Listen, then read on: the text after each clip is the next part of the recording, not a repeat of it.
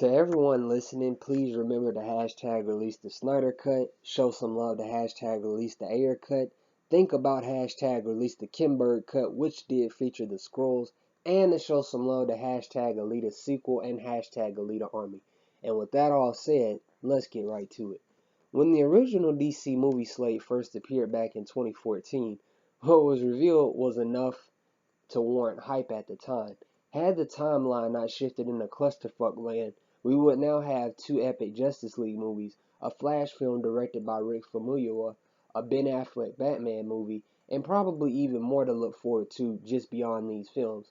A Green Lantern film would have also released this year as well, but we'll save that for another video.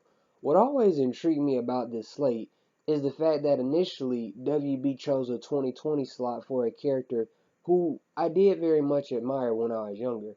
A character who was the same ethnic background I was, and a character who had been voiced in the past by Kerry Payton, and a character who many had deemed solely just a Teen Titan, a character who some suggested was not worthy of a solo film, and a character who some claimed didn't need to be part of the Justice League.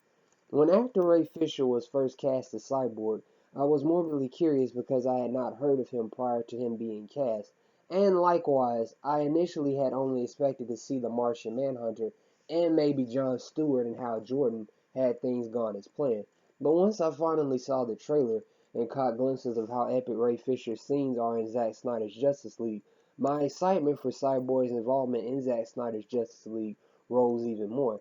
Cyborg's storylines and scenes were drastically cut down and altered for bizarre and disturbing reasons, but it is important to note that his story in Zack Snyder's Justice League is important to the narrative, and that there, ironically enough, is a lot more connective tissue than we ultimately ended up seeing. Whether that be more scenes with Silas Stone, or even the heartfelt scene with Victor's mom cheering her son as he participates in a football game, Cyborg is a crucial character to Zack Snyder's Justice League. Hashtag release the Snyder cut. It's easy to look at Cyborg as just a side character, or one that quote unquote can't hold his own in a movie, but I certainly think a Cyborg movie would definitely make bank.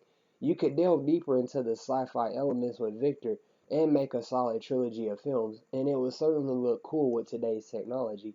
Even with the likes of Black Panther, the canceled Luke Cage series on Netflix, Black Lightning, and heroes like Aquaman and Wonder Woman, there's still not as big of a diverse presence in superhero films, TV shows, and even sometimes comics, unless they are usually side characters.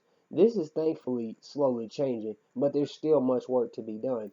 Nearly 30 films in the MCU, and we are only just now getting another Blade movie with the talented Mahershala Ali, and we can only pray that Todd McFarlane gets to make the Spawn movie he intends to make, since studios are usually more concerned about if it will make a profit, if you know what I mean.